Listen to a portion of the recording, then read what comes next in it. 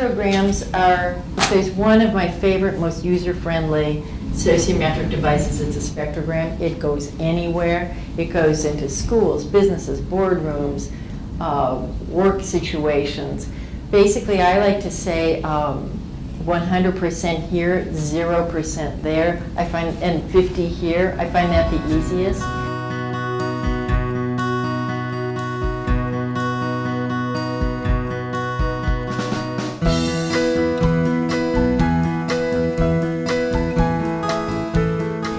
It's a graph that's on the floor. It's all about regulating feelings. It's right there on the floor, the regulation, the understanding how much, how little. Because in trauma, one of the big issues for people who've had PTSD is that we become overwhelmed.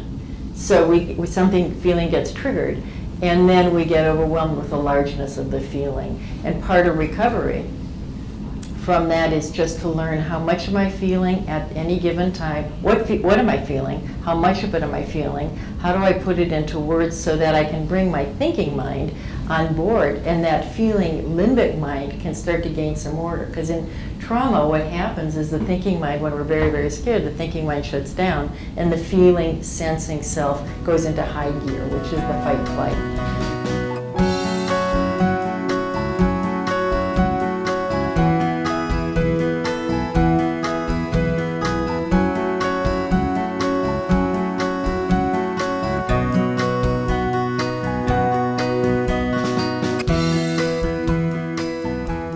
Nature's wired us to shut down our thinking and just get out of the way of an oncoming truck, an oncoming tiger. We're not supposed to think about whether or not we should get out of the way. The upshot of that is that when we're frightened, we're not making orderly sense of the experience that's frightening us, because our prefrontal cortex is shut down, our limbic self is on overload.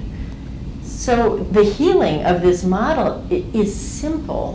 When we think of trauma healing, I think we think of a big deal, but really just keeping the room safe enough, not perfectly safe, safe enough. It's impossible to be perfectly safe. Doesn't feel so safe to re-feel these scary feelings, but to create a situation that makes it easy to feel things, identify what you're feeling and feel it, articulate it, reach out and listen to other people, reach out and share with identification. And in that process, the thinking mind starts to bring order with the mature thinking mind to childhood experiences that live inside the self in a disordered state without a context. So that when, and we can do this later, we get triggered with the feeling,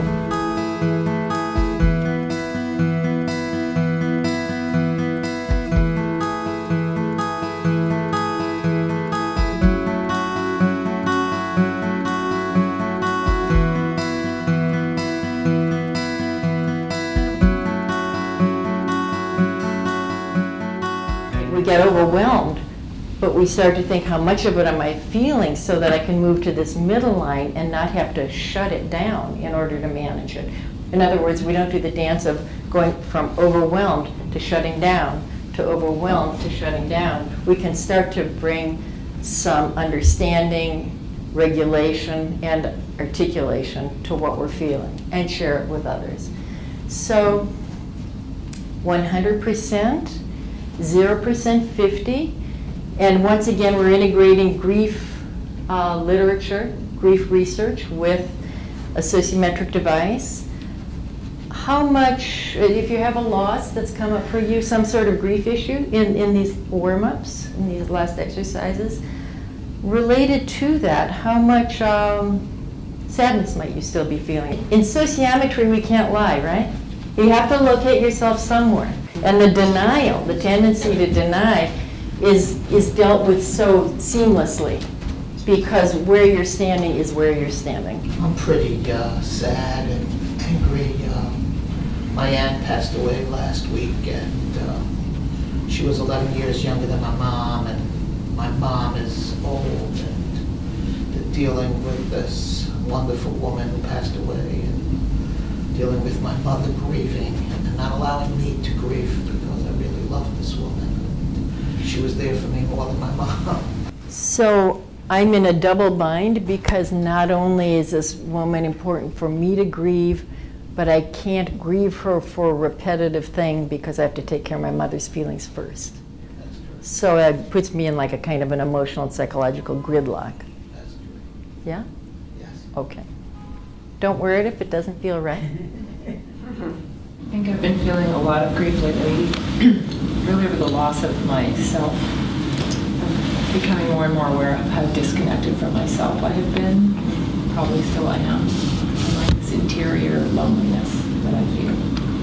Would you like to do a little piece of work with that? Just a vignette? Sure. Who in the group could play you? Yourself? Okay, what would you like to say to yourself? I'm sorry, I feel like it's okay to be you, and that keeps you isolated. Yeah, I'm just sorry. Reverse roles. And the last one. I'm just sorry. Here you were you. Here that you're the part of you, the self you've lost. You feel distant from. I don't know that it has words, it just makes me want to cry. Okay, take a step back. And if it had words, can you struggle to find them?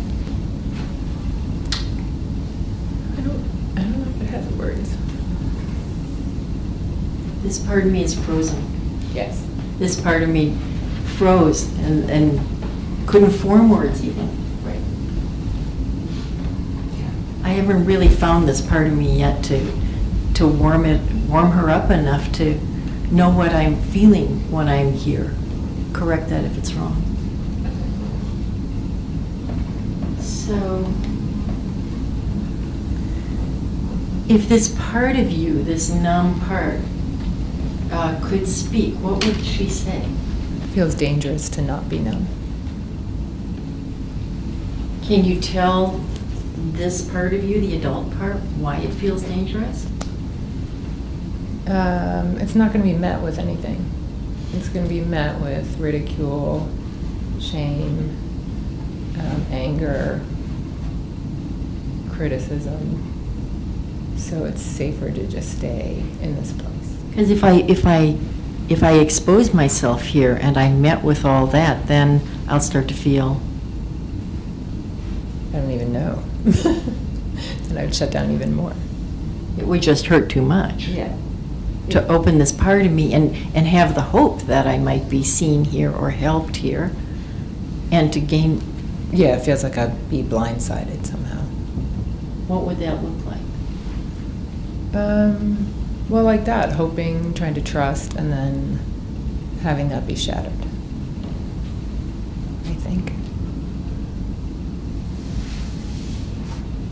Yeah. Can you reverse roles? That last line. That would hurt the most, just the hoping and then being shut down again. Well, the rational part of me says the other option is to stay like that forever, which really sucks. So, I don't know. I guess at some point I have to take some risks. What would that look like? Tell her what it would look like. You have to. You have to. I don't know what that would look like, actually. I don't know. I get lost here. We get lost here so completely. We lose a sense of any kind of choice. Yeah, I get frozen again here, too, Yeah, so I can't. I get when you freeze, I freeze. Right. And when I freeze, you freeze more. So we're just, and our thinking isn't available to us. We feel choiceless. Correct that if it's Yeah. wrong. I just feel like blank. Blank. Yeah. You don't feel safe. Yeah. Would you like to have some doubles from the group to see if there are any Sure. ideas? Okay. Double some ideas, maybe? If I were to risk, I might. If I were to risk, I might actually be happy. I might actually like that part of me.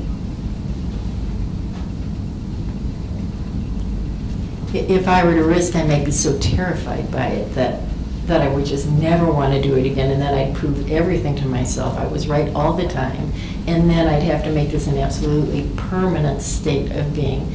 So why would I do that when I'm kind of functioning well enough here? That's as far as I get on the inside when I go there. I can't even conceptualize a risk. I can't. Asking for help is just like out of the question. Correct that if it's wrong. That resonates a lot. Yeah, that's right. Yeah. So if you were to take a step closer to this part of you, how would that feel like a risk? No, I don't think I'm afraid of this part of me. But it's the two of us together going out in the world. So Scary. if you were to take this part of you with you and go to somebody else, who might you pick in this room who would be safe to introduce this part of you to? Wendy. Okay, why don't you take her over? And we'll start somewhere. This is my scared shut down the frozen part. Yeah, see her eyes. Yeah. It's good to see you both. Oh. Yep. And I know that we've connected before all of this. And it feels safe for me to be with you guys. Can you tell her why? Yeah, because I feel like I'm not alone inside. And that feeling of what's going to happen if I'm out in the world like this and somebody sees it, like I'll totally disappear. Actually, the opposite happens. It just kind of melts and it's okay. It feels scary, but with you guys, it's okay.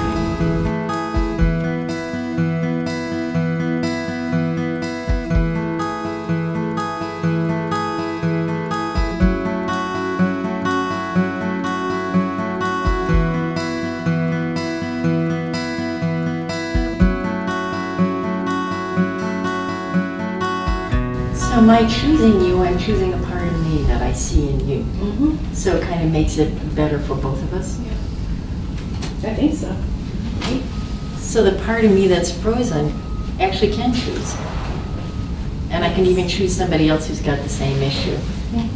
And then it feels a little safer for both of us. Absolutely.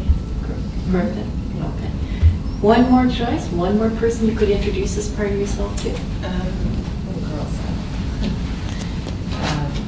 Yeah, I always feel safe with you, so I want you to meet you. What do you want to say about her to Ricky? I don't know. We're just really scared all the time, but we pretend like we're not. Okay, end the scene with what you want to say to this part of yourself. I wish we knew when we were frozen. Yeah, I don't know when I'm frozen. I don't know, and I can't tell you, and I don't know when you freeze or I freeze. Right. Because what I do when we're frozen is Shut down. shut down, and I don't, that's all I know, that I'm shutting down. Is that correct? I don't know that I even know that I'm shutting down some of the time. I don't even know that part. So that's why it's hard to know what to do about it, because I can't tell something most of the time when I'm doing it, I think. I can in psychodrama, but not in life. So, Are there any like indications, like in your body? Are there any signals your body might tell you? Like, do you tighten up anywhere, or do you shake somewhere, or do you? I know that my brain shuts off.